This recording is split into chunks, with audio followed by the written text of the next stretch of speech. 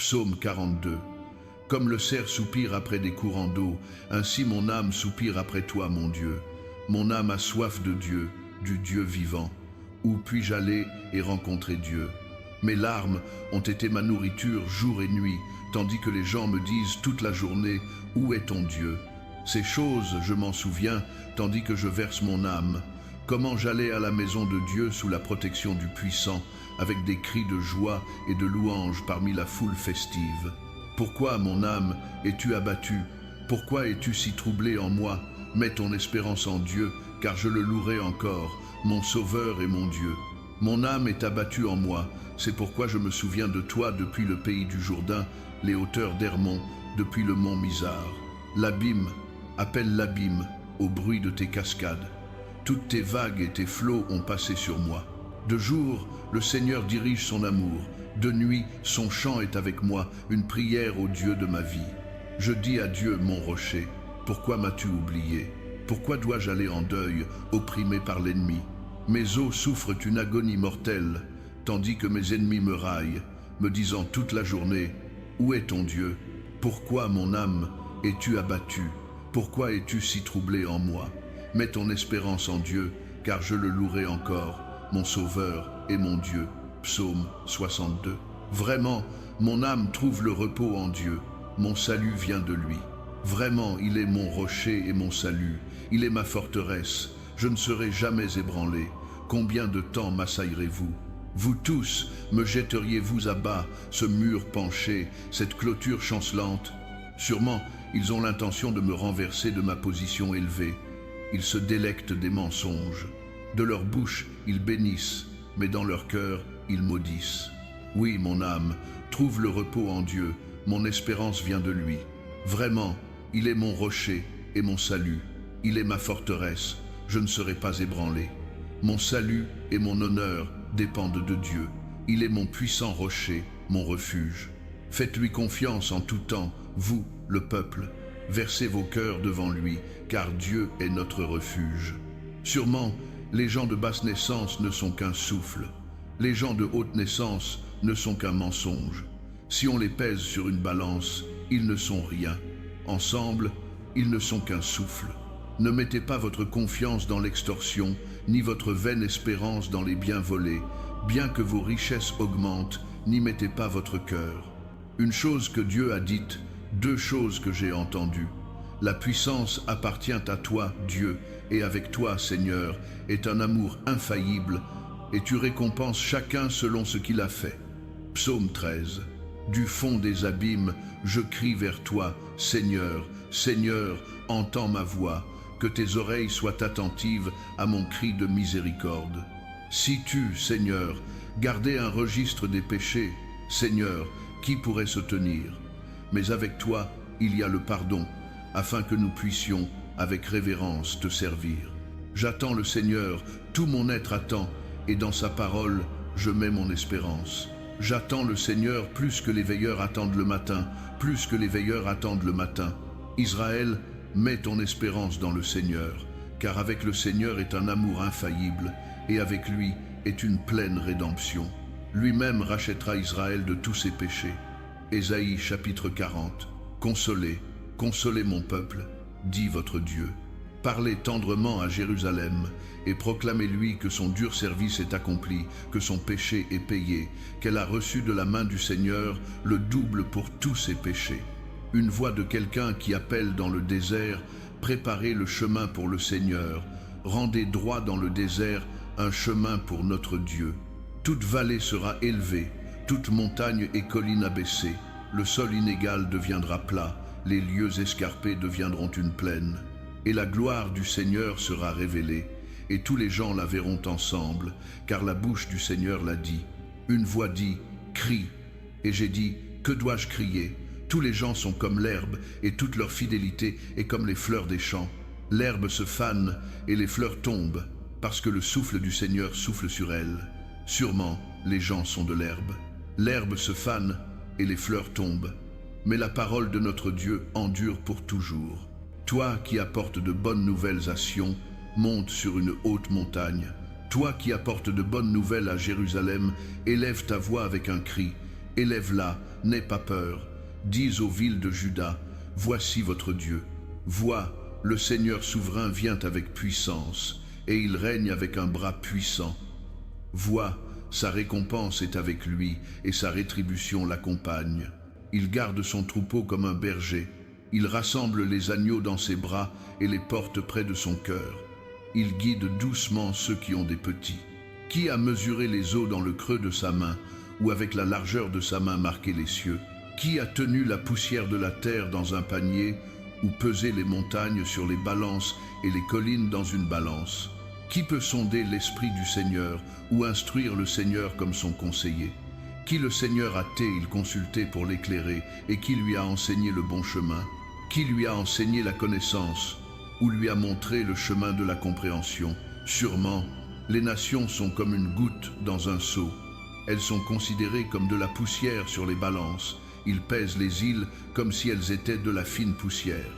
Le Liban n'est pas suffisant pour les feux d'autel, ni ses animaux assez pour les holocaustes. Devant lui, toutes les nations ne sont rien. Elles sont considérées par lui comme sans valeur et moins que rien. À qui donc comparerez-vous Dieu? À quelle image le comparerez-vous? Quant à une idole, un ouvrier du métal la coule, et un orfèvre la recouvre d'or et façonne des chaînes d'argent pour elle. Une personne trop pauvre pour présenter une telle offrande choisit du bois qui ne pourrira pas. Elle cherche un ouvrier habile pour ériger une idole qui ne basculera pas.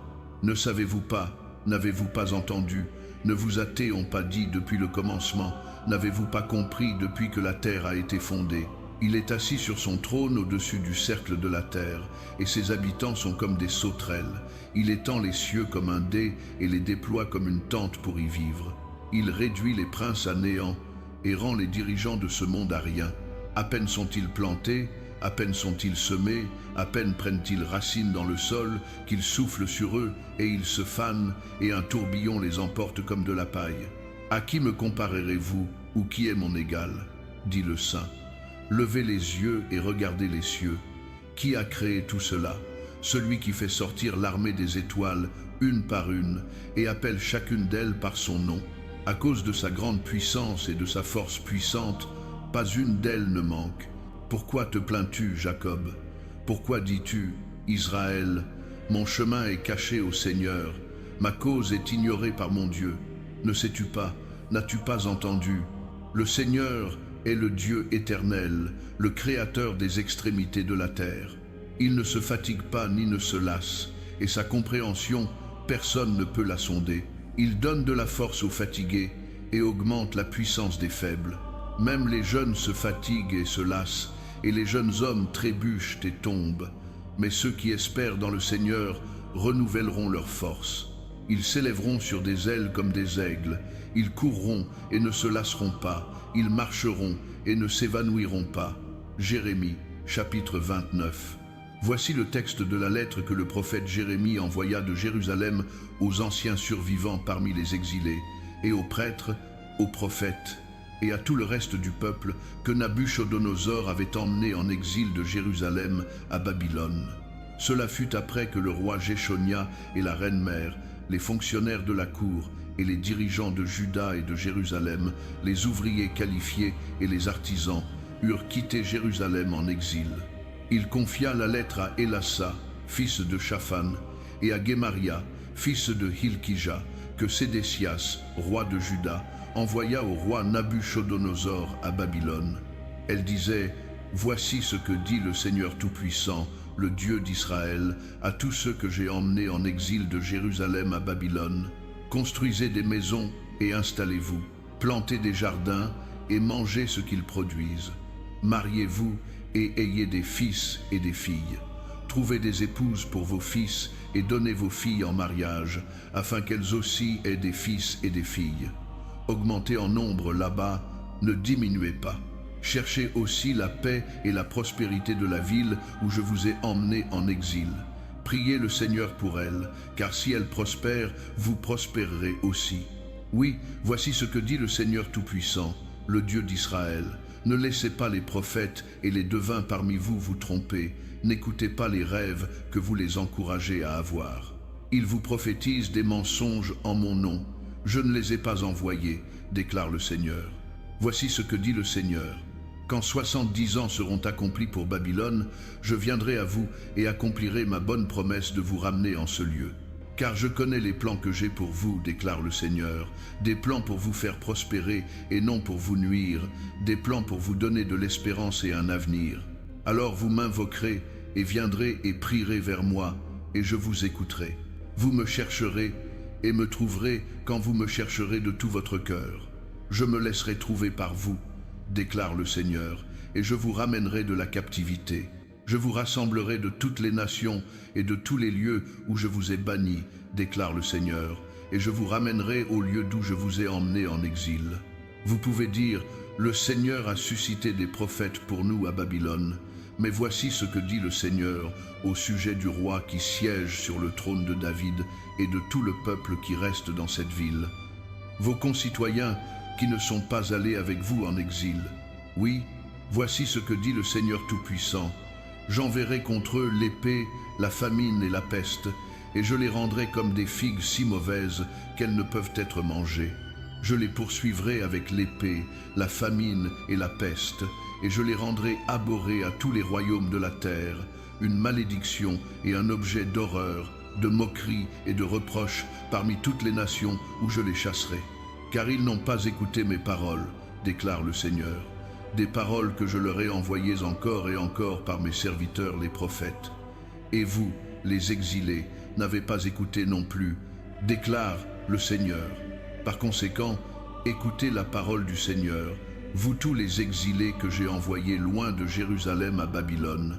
Voici ce que dit le Seigneur Tout-Puissant, le Dieu d'Israël, au sujet d'Achab, fils de Kolaja, et de Sédécias, fils de Mazéja, qui vous prophétisent des mensonges en mon nom. Je les livrerai entre les mains de Nabuchodonosor, roi de Babylone, et il les mettra à mort devant vos yeux. À cause d'eux, tous les exilés de Juda qui sont à Babylone utiliseront cette malédiction. Que le Seigneur te traite comme Sédécias et Achab, que le roi de Babylone a brûlé dans le feu, car ils ont fait des choses outrageantes en Israël. Ils ont commis l'adultère avec les femmes de leurs voisins, et en mon nom, ils ont prononcé des mensonges que je ne leur ai pas ordonnés. Je le sais, et j'en suis témoin, déclare le Seigneur. Dis à Shmaïa le Néhélémite, voici ce que dit le Seigneur Tout-Puissant, le Dieu d'Israël.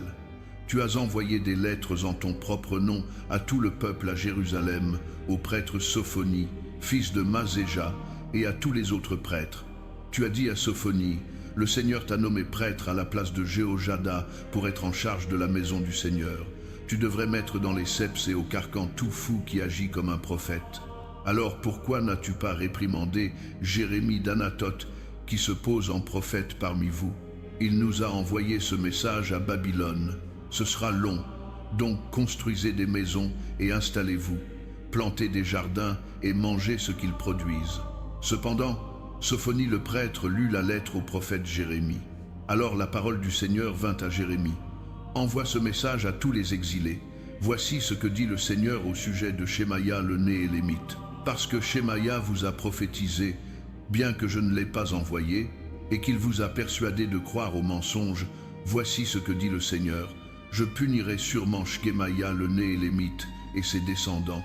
Il n'aura personne de laissé parmi ce peuple, ni ne verra les bonnes choses que je ferai pour mon peuple, déclare le Seigneur, parce qu'il a prêché la rébellion contre moi. Lamentation chapitre 3. Je suis l'homme qui a vu l'affliction par le bâton de la colère du Seigneur. Il m'a chassé et m'a fait marcher dans les ténèbres plutôt que dans la lumière. En effet, il a tourné sa main contre moi encore et encore toute la journée. Il a fait vieillir ma peau et ma chair et a brisé mes os. Il m'a assiégé et entouré d'amertume et de souffrance. Il m'a fait habiter dans les ténèbres comme ceux qui sont morts depuis longtemps. Il m'a muré afin que je ne puisse pas m'échapper. Il m'a chargé de chaînes. Même quand j'appelle ou crie au secours, il ferme l'oreille à ma prière. Il a barré mon chemin avec des blocs de pierre. Il a rendu mes sentiers tortueux. Comme un ours en embuscade, comme un lion en cachette, il m'a traîné hors du chemin et m'a déchiré et m'a laissé sans aide. Il a tendu son arc et m'a fait la cible de ses flèches. Il a percé mon cœur avec des flèches de son carquois. Je suis devenu la risée de tout mon peuple. Il se moque de moi en chanson toute la journée. Il m'a rempli d'herbes amères et m'a donné de la bile à boire. Il a brisé mes dents avec du gravier. Il m'a piétiné dans la poussière. J'ai été privé de paix. J'ai oublié ce qu'est la prospérité. Alors je dis, ma splendeur est partie et tout ce que j'espérais du Seigneur. Je me souviens de mon affliction et de mon errance, de l'amertume et de la bile. Je m'en souviens bien et mon âme est abattue en moi. Pourtant, cela je rappelle à mon esprit et donc j'ai de l'espérance. À cause du grand amour du Seigneur, nous ne sommes pas consumés, car ses compassions ne manquent jamais. Elles sont nouvelles chaque matin. Grande est ta fidélité. Je dis à moi-même, le Seigneur est ma portion, donc j'attendrai en lui. Le Seigneur est bon pour ceux dont l'espérance est en lui, pour celui qui le cherche. Il est bon d'attendre tranquillement le salut du Seigneur. Il est bon pour un homme de porter le joug pendant qu'il est jeune, qu'il s'asseye seul en silence, car le Seigneur l'a posé sur lui, qu'il enterre son visage dans la poussière, il y a peu être encore de l'espérance, qu'il offre sa joue à celui qui le frapperait, et qu'il soit rempli de disgrâce. Car personne n'est rejeté par le Seigneur pour toujours. Bien qu'il apporte le chagrin, il montrera de la compassion, si grand est son amour infaillible. Car il n'apporte pas volontairement l'affliction ou le chagrin à quiconque. Écrasez sous le pied tous les prisonniers de la terre, privez les gens de leurs droits devant le Très-Haut, privez quelqu'un de justice. Le Seigneur ne verrait-il pas de telles choses? Qui peut parler et le faire arriver si le Seigneur ne l'a pas décrété? N'est-ce pas de la bouche du Très-Haut que viennent à la fois les calamités et les bonnes choses? Pourquoi les vivants se plaindraient-ils quand ils sont punis pour leurs péchés? Examinons nos voies et testons-les, et retournons au Seigneur. Élevons nos cœurs et nos mains vers Dieu au ciel et disons, nous avons péché et rebellé, et tu n'as pas pardonné. Tu t'es couvert de colère et nous as poursuivis. Tu as tué sans pitié. Tu t'es couvert d'un nuage afin qu'aucune prière ne puisse passer. Tu nous as rendus de la boue et des déchets parmi les nations. Tous nos ennemis ont ouvert leur bouche contre nous. Nous avons souffert la terreur et les pièges, la ruine et la destruction. Des torrents de larmes coulent de mes yeux parce que mon peuple est détruit. Mes yeux couleront sans relâche, sans soulagement, jusqu'à ce que le Seigneur regarde du ciel et voie. Ce que je vois apporte du chagrin à mon âme à cause de toutes les femmes de ma ville. Ceux qui étaient mes ennemis sans cause m'ont chassé comme un oiseau. Ils ont essayé de mettre fin à ma vie dans une fosse et ont jeté des pierres sur moi. Les eaux se sont refermées sur ma tête et j'ai pensé que j'allais périr. J'ai invoqué ton nom, Seigneur, du fond de la fosse. Tu as entendu ma supplication. Ne ferme pas tes oreilles à mon cri de soulagement. Tu es venu près quand je t'ai appelé et tu as dit, n'aie pas peur. Toi, Seigneur, as pris ma cause, tu as racheté ma vie. Seigneur, tu as vu le tort qui m'a été fait, soutiens ma cause. Tu as vu la profondeur de leur vengeance, tout leur complot contre moi. Seigneur, tu as entendu leurs insultes, tout leur complot contre moi, ce que mes ennemis murmurent et marmonnent contre moi toute la journée. Regarde-les assis ou debout, ils se moquent de moi dans leurs chansons. Rends-leur ce qu'ils méritent, Seigneur, pour ce que leurs mains ont fait. Mets un voile sur leur cœur et que ta malédiction soit sur eux. Poursuis-les dans la colère et détruis-les de dessous les cieux du Seigneur. Matthieu chapitre 6. Faites attention à ne pas pratiquer votre justice devant les autres pour être vus par eux. Si vous le faites, vous n'aurez pas de récompense de votre Père qui est aux cieux. Donc, quand vous donnez aux nécessiteux, n'annoncez pas cela avec des trompettes, comme les hypocrites le font dans les synagogues et dans les rues, pour être honorés par les autres. Vraiment, je vous le dis, ils ont reçu leur récompense en entier. Mais quand vous donnez aux nécessiteux, ne laissez pas votre main gauche savoir ce que fait votre main droite, afin que votre don soit en secret. Alors votre Père, qui voit ce qui est fait en secret, vous récompensera. Et quand vous priez, ne soyez pas comme les hypocrites, car ils aiment prier debout dans les synagogues et au coin des rues pour être vus par les autres. Vraiment, je vous le dis, ils ont reçu leur récompense en entier. Mais quand vous priez, allez dans votre chambre, fermez la porte et priez votre Père qui est invisible. Alors votre Père, qui voit ce qui est fait en secret, vous récompensera. Et quand vous priez, ne babillez pas comme les païens, car ils pensent qu'ils seront entendus à cause de leurs nombreuses paroles. Ne soyez pas comme eux, car votre Père sait ce dont vous avez besoin avant que vous le lui demandiez. Voici donc comment vous devriez prier. Notre Père qui es aux cieux, que ton nom soit sanctifié, que ton règne vienne, que ta volonté soit faite sur la terre comme au ciel. Donne-nous aujourd'hui notre pain quotidien, et pardonne-nous nos dettes, comme nous avons aussi pardonné à nos débiteurs, et ne nous soumets pas à la tentation, mais délivre-nous du malin. Car si vous pardonnez aux autres quand ils pêchent contre vous, votre Père céleste vous pardonnera aussi. Mais si vous ne pardonnez pas aux autres leurs péchés, votre Père ne pardonnera pas vos péchés. Quand vous jeûnez, ne prenez pas un air sombre comme les hypocrites, car ils défigurent leur visage pour montrer aux autres qu'ils jeûnent. Vraiment, je vous le dis, ils ont reçu leur récompense en entier. Mais quand vous jeûnez, mettez de l'huile sur votre tête et lavez votre visage, afin qu'il ne soit pas évident pour les autres que vous jeûnez, mais seulement pour votre Père qui est invisible. Et votre Père, qui voit ce qui est fait en secret, vous récompensera. Ne vous amassez pas des trésors sur la terre, où les mythes et la vermine détruisent, et où les voleurs perçant et volent. Mais amassez-vous des trésors dans le ciel, où les mythes et la vermine ne détruisent pas, et où les voleurs ne perçent pas et ne volent pas. Car où est votre trésor, là sera aussi votre cœur. L'œil est la lampe du corps. Si vos yeux sont sains, tout votre corps sera plein de lumière. Mais si vos yeux sont malsains, tout votre corps sera plein de ténèbres. Si donc la lumière en vous est ténèbres, combien grandes sont ces ténèbres? Personne ne peut servir deux maîtres, soit vous haïrez l'un et aimerez l'autre, soit vous serez dévoués à l'un et mépriserez l'autre. Vous ne pouvez pas servir à la fois Dieu et l'argent. C'est pourquoi je vous dis, ne vous inquiétez pas pour votre vie, de ce que vous mangerez ou boirez, ou pour votre corps, de ce que vous porterez. La vie n'est-elle pas plus que la nourriture, et le corps plus que les vêtements? Regardez les oiseaux du ciel. Ils ne sèment, ni ne moissonnent, ni ne stockent dans des granges, et pourtant votre Père céleste les nourrit. N'êtes-vous pas beaucoup plus précieux qu'eux? L'un de vous peut-il, en s'inquiétant, ajouter une seule heure à sa vie? Et pourquoi vous inquiétez-vous des vêtements? Voyez comment les fleurs des champs poussent. Elles ne travaillent ni ne filent. Pourtant, je vous le dis, même Salomon, dans toute sa splendeur, n'était pas vêtu comme l'une d'elles.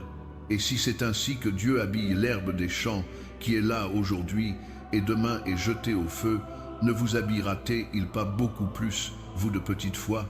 Donc ne vous inquiétez pas en disant « Que mangerons-nous, ou que boirons-nous, ou que porterons-nous » car les païens courent après toutes ces choses, et votre Père céleste sait que vous en avez besoin. Mais cherchez d'abord son royaume et sa justice, et toutes ces choses vous seront données en plus. Donc ne vous inquiétez pas du lendemain, car le lendemain s'inquiétera de lui-même. À chaque jour suffit sa peine. Jean chapitre 14. Ne laissez pas vos cœurs être troublés. Vous croyez en Dieu, croyez aussi en moi. La maison de mon Père a de nombreuses chambres. Si ce n'était pas ainsi, vous aurais-je dit que je vais là pour vous préparer une place? Et si je vais et vous prépare une place, je reviendrai et vous prendrez avec moi, afin que vous soyez aussi où je suis. Vous connaissez le chemin vers le lieu où je vais. Thomas lui dit, « Seigneur, nous ne savons pas où tu vas, alors comment pouvons-nous connaître le chemin ?» Jésus répondit, « Je suis le chemin, la vérité et la vie. Personne ne vient au Père si ce n'est par moi. Si vous me connaissez vraiment, vous connaîtrez aussi mon Père. Désormais, vous le connaissez et l'avez vu. » Philippe dit, « Seigneur, montre-nous le Père, et cela nous suffira. » Jésus répondit, « Ne me connais-tu pas, Philippe, même après que j'ai été parmi vous si longtemps? Quiconque m'a vu a vu le Père. Comment peux-tu dire, montre-nous le Père? Ne crois-tu pas que je suis dans le Père et que le Père est en moi? Les paroles que je vous dis, je ne les dis pas de ma propre autorité, c'est plutôt le Père, vivant en moi, qui fait son œuvre. Croyez-moi quand je dis que je suis dans le Père et que le Père est en moi, ou du moins croyez sur l'évidence des œuvres elles-mêmes. Vraiment, je vous le dis, quiconque croit en moi fera les œuvres que j'ai faites, et ils en feront de plus grandes encore, parce que je vais au Père, et je ferai tout ce que vous demanderez en mon nom, afin que le Père soit glorifié dans le Fils. Vous pouvez me demander n'importe quoi en mon nom, et je le ferai. Si vous m'aimez, gardez mes commandements. Et je demanderai au Père, et il vous donnera un autre défenseur pour vous aider et être avec vous pour toujours, l'Esprit de vérité. Le monde ne peut pas l'accepter, parce qu'il ne le voit ni ne le connaît, mais vous le connaissez, car il vit avec vous et sera en vous. Je ne vous laisserai pas orphelin, je viendrai à vous. Avant longtemps, le monde ne me verra plus, mais vous me verrez. Parce que je vis, vous vivrez aussi. Ce jour-là, vous réaliserez que je suis dans mon Père, et vous êtes en moi, et je suis en vous. Quiconque a mes commandements et les garde est celui qui m'aime. Celui qui m'aime sera aimé de mon Père, et moi aussi je l'aimerai et me montrerai à lui. Alors Judas, pas Judas Iscariote, dit « Mais Seigneur, pourquoi as-tu l'intention de te montrer à nous et non au monde ?» Jésus répondit « Quiconque m'aime obéira à mon enseignement. Mon Père l'aimera, et nous viendrons à lui, et ferons notre demeure avec lui. Quiconque ne m'aime pas n'obéira pas à mon enseignement. Ces paroles que vous entendez ne sont pas les miennes. Elles appartiennent au Père qui m'a envoyé. Tout cela, je l'ai dit pendant que j'étais encore avec vous. Mais le Défenseur, le Saint-Esprit que le Père enverra en mon nom, vous enseignera toutes choses et vous rappellera tout ce que je vous ai dit. Je vous laisse la paix. Je vous donne ma paix. Je ne vous donne pas comme le monde donne. Ne laissez pas vos cœurs être troublés et n'ayez pas peur. Vous m'avez entendu dire, je m'en vais et je reviens vers vous. Si vous m'aimiez, vous seriez heureux que je vais au Père, car le Père est plus grand que moi. Je vous l'ai dit maintenant avant que cela n'arrive, afin que quand cela arrivera, vous croyiez. Je ne dirai pas beaucoup plus à vous, car le prince de ce monde vient. Il n'a aucun pouvoir sur moi, mais il vient afin que le monde apprenne que j'aime le Père et que je fais exactement ce que mon Père m'a commandé. Venez maintenant, partons. Romains chapitre 5. Par conséquent, puisque nous avons été justifiés par la foi, nous avons la paix avec Dieu par notre Seigneur Jésus-Christ, par qui nous avons obtenu l'accès par la foi à cette grâce dans laquelle nous nous tenons maintenant, et nous nous glorifions dans l'espérance de la gloire de Dieu. Non seulement cela, mais nous nous glorifions aussi dans nos souffrances, parce que nous savons que la souffrance produit la persévérance le caractère, et le caractère l'espérance. Et l'espérance ne nous déçoit pas, parce que l'amour de Dieu a été répandu dans nos cœurs par le Saint-Esprit qui nous a été donné. Voyez, au moment juste, quand nous étions encore impuissants, Christ est mort pour les impies. Très rarement quelqu'un mourra-t-il pour une personne juste, bien que pour une bonne personne, quelqu'un pourrait éventuellement oser mourir. Mais Dieu démontre son propre amour pour nous en ceci. Tandis que nous étions encore pécheurs, Christ est mort pour nous. Puisque nous avons maintenant été justifiés par son sang, combien plus serons-nous sauvés de la colère de Dieu par lui? Car si, tandis que nous étions ennemis de Dieu, nous avons été réconciliés avec lui par la mort de son Fils, combien plus, ayant été réconciliés, serons-nous sauvés par sa vie? Non seulement cela, mais nous nous glorifions aussi en Dieu par notre Seigneur Jésus-Christ, par qui nous avons maintenant reçu la réconciliation. Par conséquent, tout comme le péché est entré dans le monde par un homme, et la mort par le péché, et de cette façon la mort est venue à tous les gens parce que tous ont péché, à coup sûr. Le péché était dans le monde avant que la loi ne soit donnée, mais le péché n'est pas imputé au compte de quiconque, là où il n'y a pas de loi. Néanmoins, la mort a régné depuis le temps d'Adam jusqu'au temps de Moïse, même sur ceux qui n'ont pas péché en violant un commandement, comme l'a fait Adam, qui est un modèle de celui qui doit venir. Mais le don n'est pas comme la faute, car si beaucoup sont morts par la faute d'un seul homme, combien plus la grâce de Dieu et le don qui est venu par la grâce d'un seul homme, Jésus-Christ, ont-ils débordé sur beaucoup? Ni le don de Dieu ne peut être comparé au résultat du péché d'un homme. Le jugement a suivi un péché et a apporté la condamnation, mais le don a suivi de nombreuses fautes et a apporté la justification. Car si, par la faute d'un seul homme, la mort a régné par cet homme, combien plus ceux qui reçoivent l'abondante provision de grâce de Dieu et du don de la justice régneront-ils dans la vie par un seul homme, Jésus-Christ? Par conséquent, tout comme une faute a résulté en condamnation pour tous les gens, ainsi un acte juste a résulté en justification et vie pour tous les gens. Car tout comme par la désobéissance d'un seul homme, beaucoup ont été faits pécheurs, ainsi par l'obéissance d'un seul homme, beaucoup seront faits justes. La loi a été introduite afin que la faute augmente, mais où le péché a augmenté, la grâce a augmenté d'autant plus, afin que, tout comme le péché a régné dans la mort, la grâce règne par la justice pour apporter la vie éternelle par Jésus-Christ notre Seigneur. Romains chapitre 8. Par conséquent, il n'y a maintenant aucune condamnation pour ceux qui sont en Christ Jésus, parce que par Christ Jésus, la loi de l'Esprit qui donne la vie vous a libérés de la loi du péché et de la mort. Car ce que la loi était impuissante à faire parce qu'elle était affaiblie par la chair, Dieu l'a fait en envoyant son propre Fils à la ressemblance de la chair pécheresse pour être une offrande pour le péché. Et ainsi, il a condamné le péché dans la chair, afin que l'exigence juste de la loi soit pleinement accomplie en nous, qui ne vivons pas selon la chair, mais selon l'esprit. Ceux qui vivent selon la chair ont leurs esprits fixés sur ce que désire la chair, mais ceux qui vivent en accord avec l'esprit ont leurs esprits fixés sur ce que désire l'esprit. L'esprit gouverné par la chair est la mort, mais l'esprit gouverné par l'esprit est la vie et la paix. L'esprit gouverné par la chair est hostile à Dieu.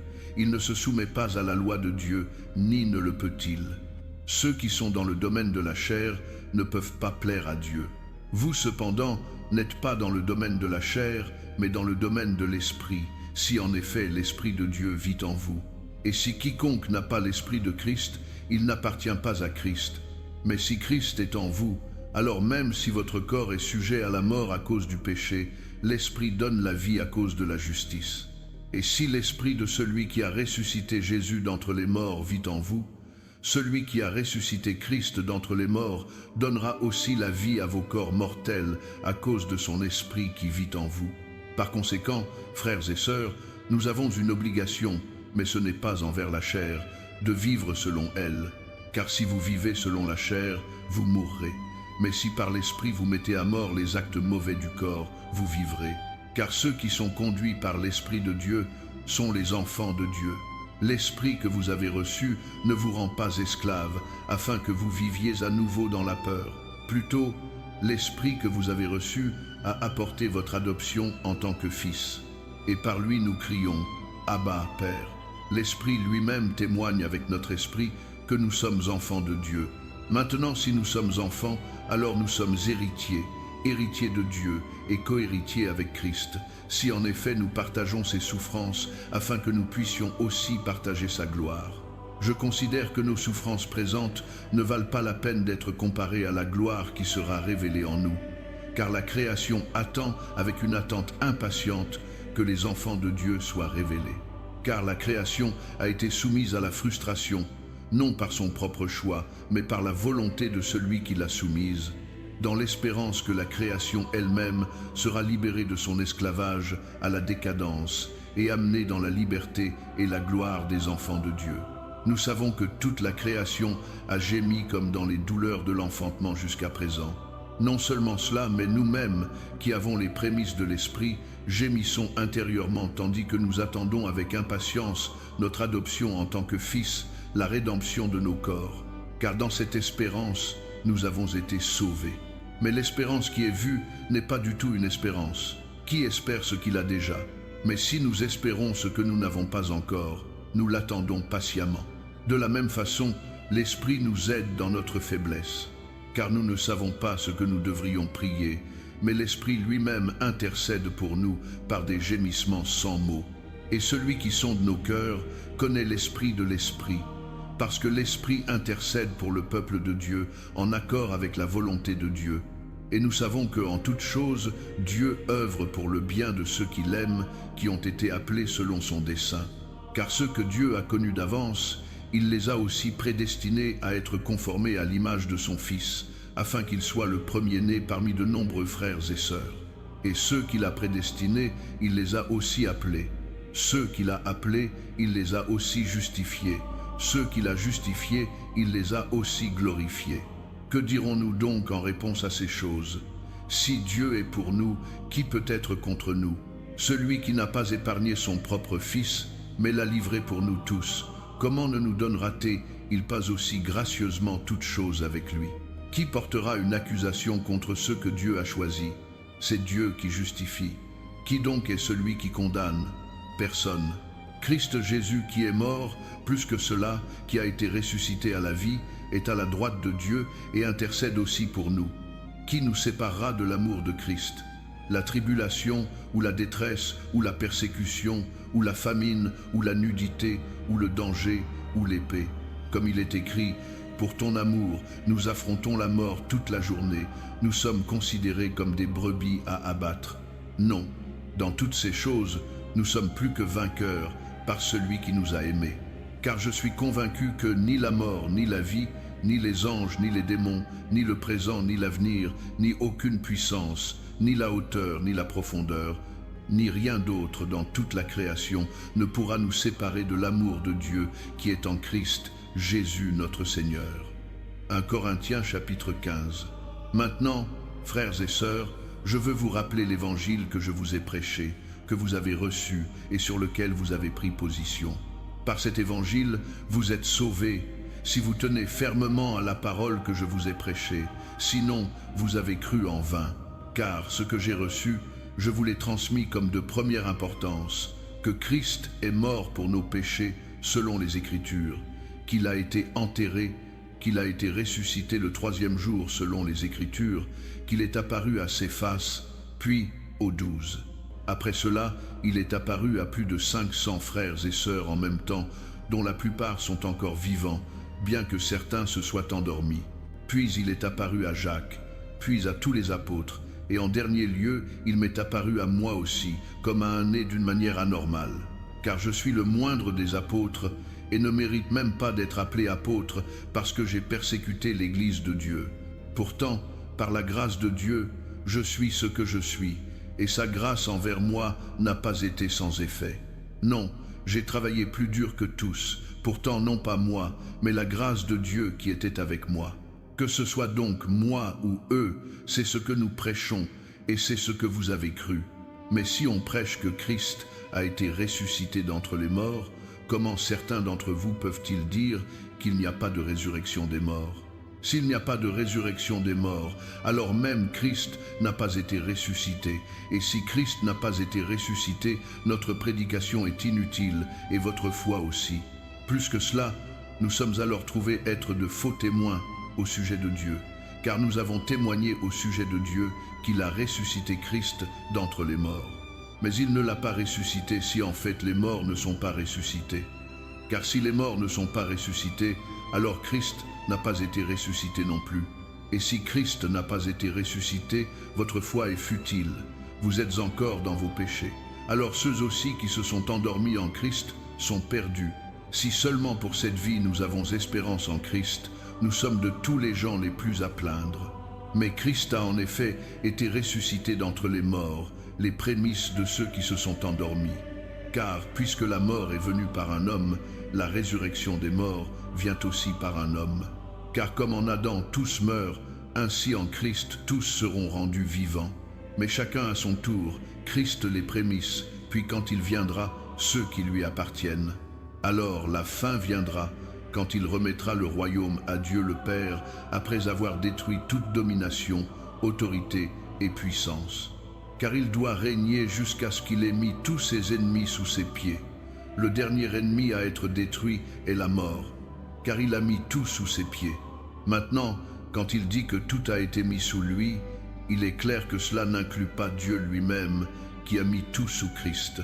Quand il aura fait cela, alors le Fils lui-même sera soumis à celui qui a mis tout sous lui, afin que Dieu soit tout en tous.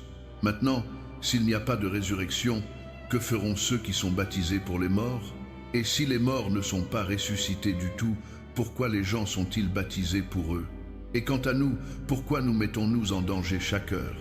Je fais face à la mort chaque jour, oui, aussi sûrement que je me glorifie de vous en Christ Jésus notre Seigneur. Si j'ai combattu des bêtes sauvages à Éphèse sans plus que des espérances humaines, qu'ai-je gagné? Si les morts ne sont pas ressuscités, mangeons et buvons, car demain nous mourrons. Ne vous laissez pas tromper, la mauvaise compagnie corrompt le bon caractère. Revenez à vos sens comme vous le devriez et arrêtez de pécher, car il y en a qui sont ignorants de Dieu, je dis cela à votre honte. Mais quelqu'un demandera, comment les morts sont-ils ressuscités? Avec quel genre de corps viendront-ils? Comme c'est insensé. Ce que vous semez ne vient pas à la vie à moins qu'il ne meure. Quand vous semez, vous ne plantez pas le corps qui sera, mais juste une graine peut être de blé ou d'autre chose. Mais Dieu lui donne un corps comme il l'a déterminé, et à chaque genre de graine, il donne son propre corps. Toute chair n'est pas la même. Les gens ont un genre de chair, les animaux un autre, les oiseaux un autre et les poissons un autre. Il y a aussi des corps célestes et des corps terrestres. Mais la splendeur des corps célestes est d'un genre, et la splendeur des corps terrestres est d'un autre. Le soleil a un genre de splendeur, la lune un autre, et les étoiles un autre, et une étoile diffère d'une autre en splendeur. Ainsi en sera-t-il de la résurrection des morts. Le corps qui est semé est périssable, il est ressuscité impérissable, il est semé dans le déshonneur, il est ressuscité dans la gloire, il est semé dans la faiblesse, il est ressuscité dans la puissance. Il est semé un corps naturel, il est ressuscité un corps spirituel. S'il y a un corps naturel, il y a aussi un corps spirituel. Ainsi il est écrit, le premier homme, Adam, est devenu un être vivant, le dernier Adam, un esprit vivifiant. Le spirituel n'est pas venu en premier, mais le naturel, et après cela le spirituel. Le premier homme était de la poussière de la terre, le second homme est du ciel.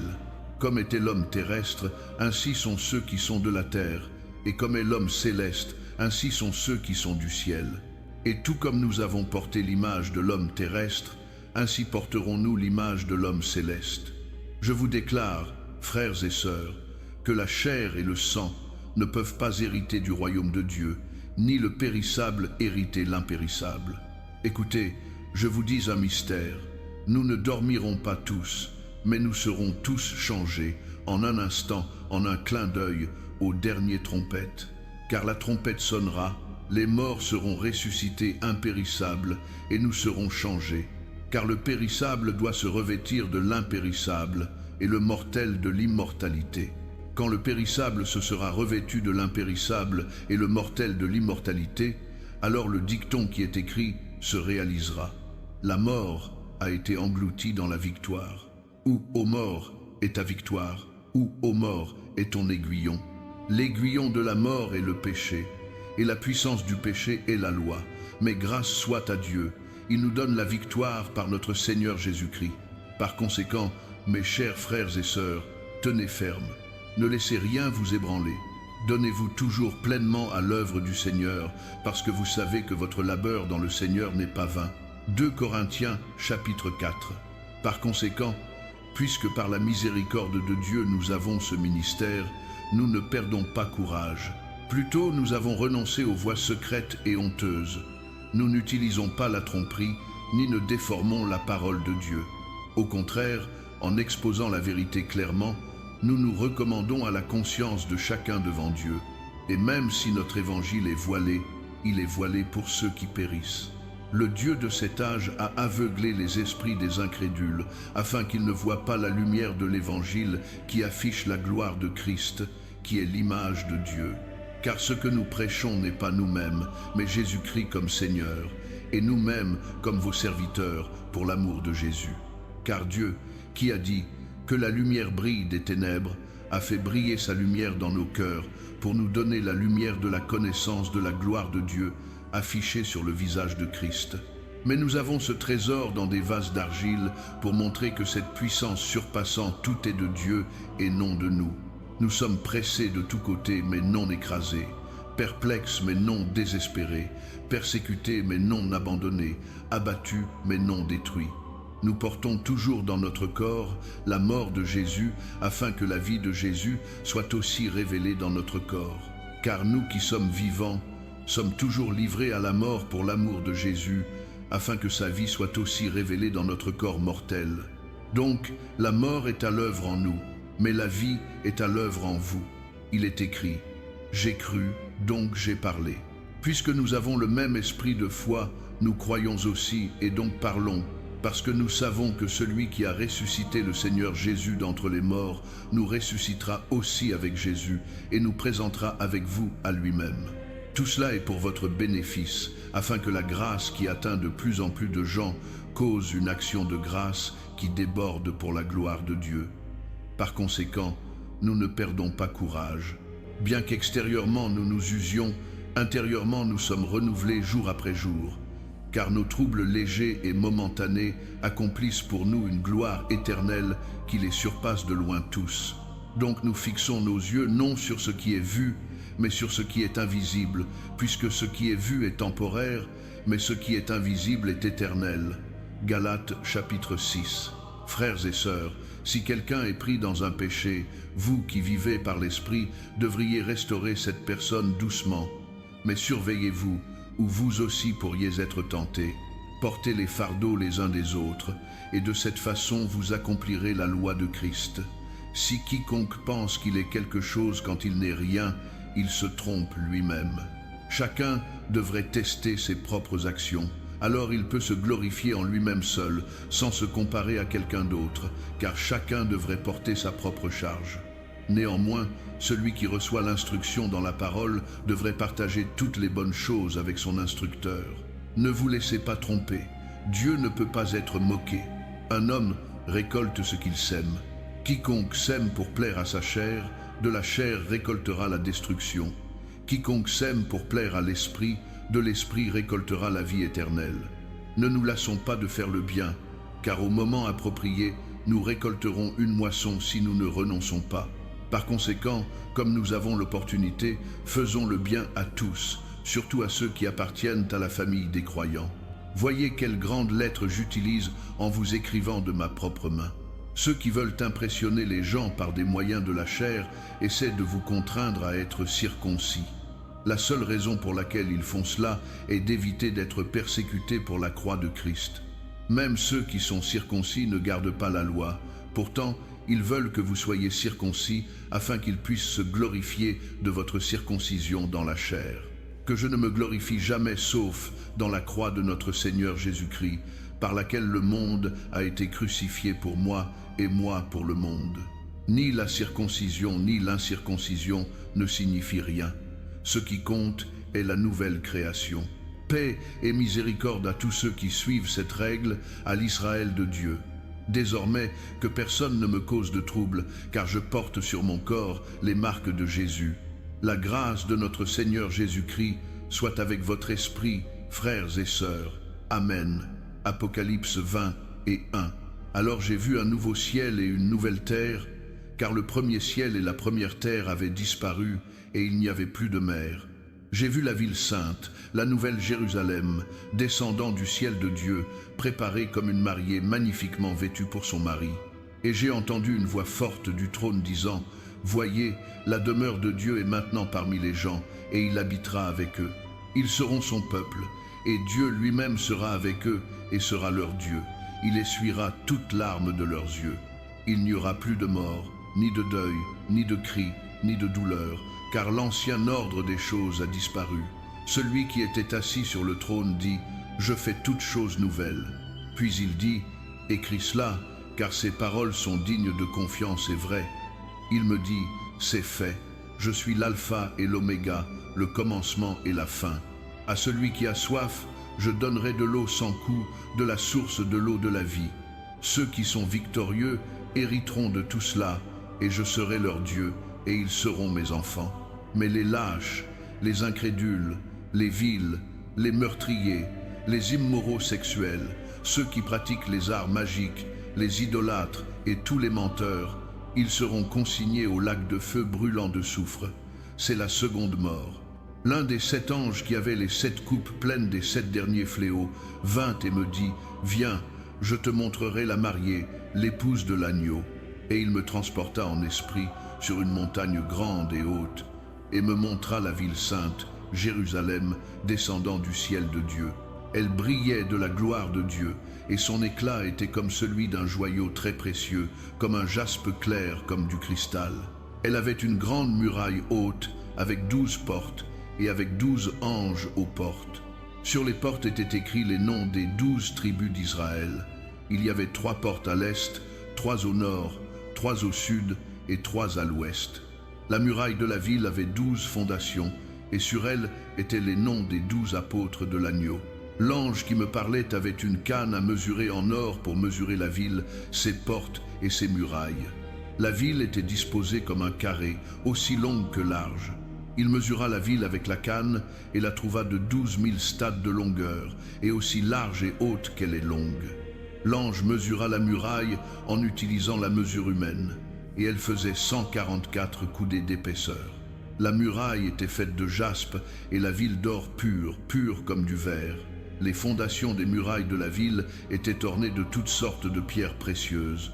La première fondation était de jaspe, la seconde de saphir, la troisième d'agate, la quatrième d'émeraude, la cinquième d'onyx, la sixième de rubis, la septième de chrysolite, la huitième de béryl, la neuvième de topaze, la 10e de turquoise, la 11e de jacinthe et la 12e d'améthyste. Les 12 portes étaient 12 perles, chaque porte faite d'une seule perle. La grande rue de la ville était d'or, pure comme du verre transparent. Je n'ai pas vu de temple dans la ville, parce que le Seigneur Dieu Tout-Puissant et l'agneau sont son temple. La ville n'a pas besoin du soleil ni de la lune pour briller sur elle, car la gloire de Dieu lui donne la lumière, et l'agneau est sa lampe. Les nations marcheront à sa lumière, et les rois de la terre y apporteront leur splendeur. Aucun jour ses portes ne seront fermées, car il n'y aura pas de nuit là. La gloire et l'honneur des nations y seront apportés. Rien d'impur n'y entrera jamais, ni quiconque fait ce qui est honteux ou trompeur, mais seulement ceux dont les noms sont écrits dans le livre de vie de l'agneau.